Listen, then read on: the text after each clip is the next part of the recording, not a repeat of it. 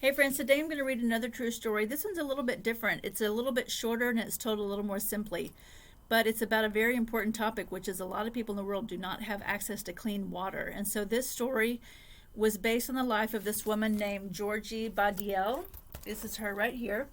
She's actually a fashion model and she grew up in a place called Burkina Faso. And this is based on what it was like for her growing up. And it's called The Water Princess.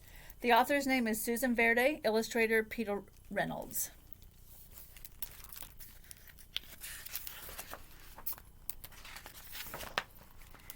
I am Princess Gigi.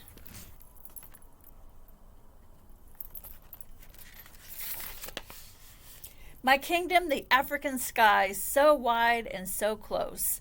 I can almost touch the sharp edges of the stars. Think about how beautiful it would be if you lived in a place where there were no lights at night and you could go out and just see the stars. It would be totally amazing. I can tame the wild dogs with my song. I can make the tall grass sway when I dance. I can make the wind play hide and seek, but I cannot make the water come closer. I cannot make the water run clear, no matter what I command.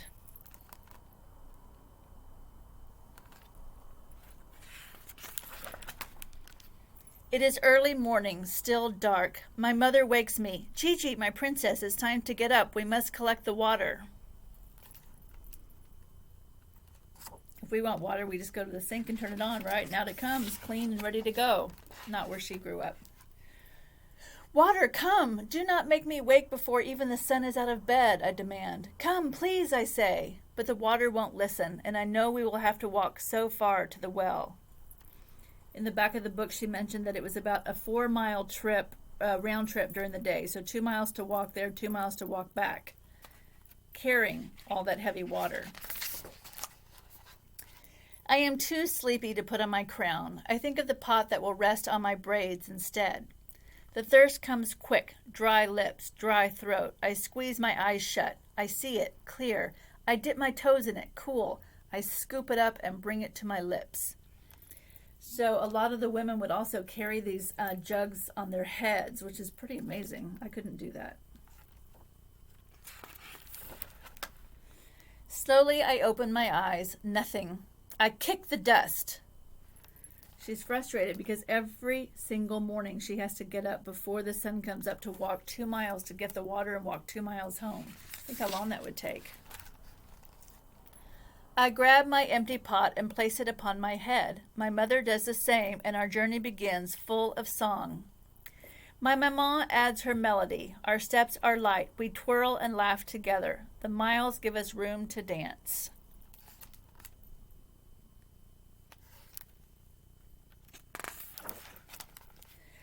Halfway there, we stop for a moment at the giant carite tree, long enough to grab a handful of sweet shea nuts for energy.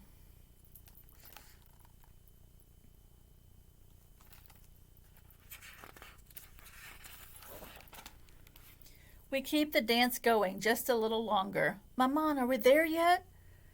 Finally, I hear the water running from the well, the giggles of my friends, the chatter of women.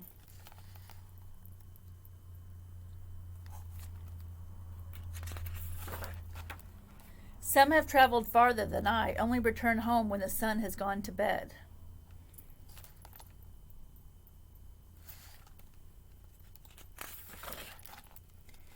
Maman holds our place while I play with friends. The dance continues. The water is flowing.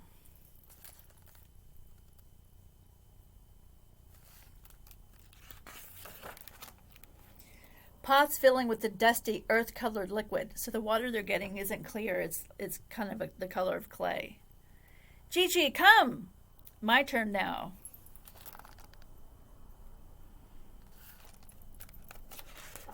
Excuse me. The dance home has slowed to careful steps. My thirst so heavy like the full pot I carry. Our song is softer now. Our shoulders ache, our feet cramp. I see home at last. Now look how high the sun is. Remember, she woke up before the sun came up. She walked 2 miles. And then they had to wait in line to get the water. And they had to walk 2 miles home. And look how high the sun is. And she does that every single day. My mom boils enough water for drinking. We wait. So she has to boil the water because the water isn't clean like our water is. When we turn on the water, our water's already been cleaned and processed to get all the bad stuff out of it, but their water isn't, so she has to boil it first. We wash our clothes. We prepare the food for cooking. My father comes quickly from the fields to share in the drink and the meal. He scoops me up. My princess, you have returned with the water.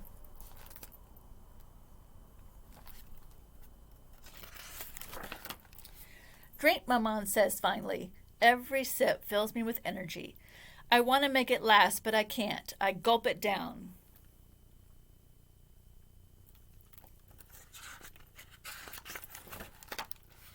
Clothes and body clean, I sing to the dogs. I dance with the tall grass and I hide from the wind. Maman brings one last cup she has saved just for me. Drink, my princess. Sleep, my princess. Tomorrow we journey again. Maman, I say as I close my eyes, why is the water so far? Why is the water not clear? Where is our water?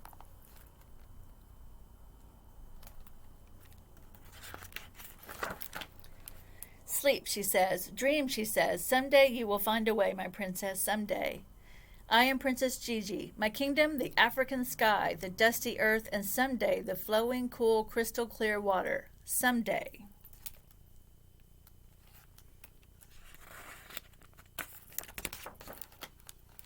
So here's a picture of the area where she's from, and here are people. So see, they're carrying these things on their head, different size containers and pots and pans. Here's the water.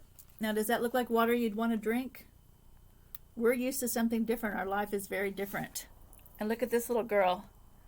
She's carrying a little pot on her head. She looks like she's only probably in kindergarten. So in real life, this really happened where this woman lives. Her name, like I said, her name is Georgie Badiel, and she became a fashion model. So she made a lot of money, and she went back to her village where she was from, and she had them build a well. Right here is a picture of the well. So the women in the village wouldn't have to walk so far and spend so much of their day looking for water, and so they wouldn't have to take such good care of the water. They'd be able to drink what they wanted. They wouldn't just drink a little bit and know they had to save it for later. So here she says, imagine your life without water. No kitchen faucet to fill your glass when you are thirsty. No shower or bathtub to clean your body.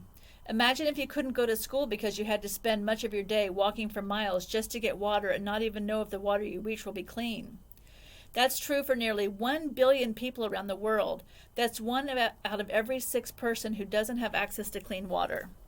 This crisis is what motivated African model Georgie Badiel to work to make a difference and get clean water to those in need.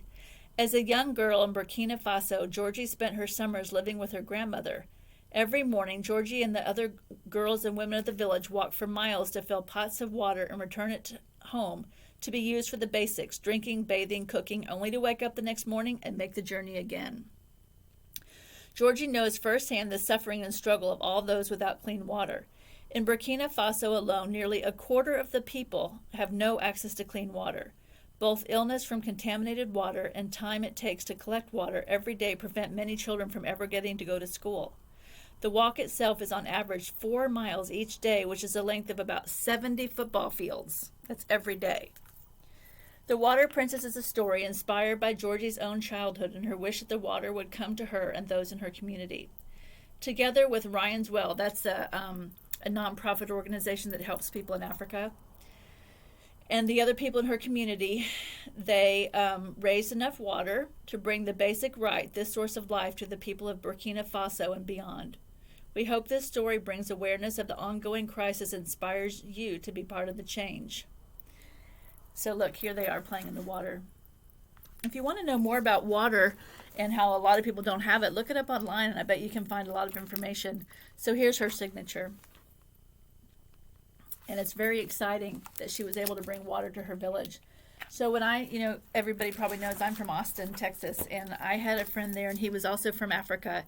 And so he used to make this special tea that he sold at all the grocery stores, and all the money he made from the tea, he did the same thing. He built wells in his village, so his family members that still live there and all the other people that live there would have access to clean water. And he also built schools because since the kids now had water, they had a chance to go to school. I hope you think this book is interesting. I did. I liked it. All right. Happy reading, friends.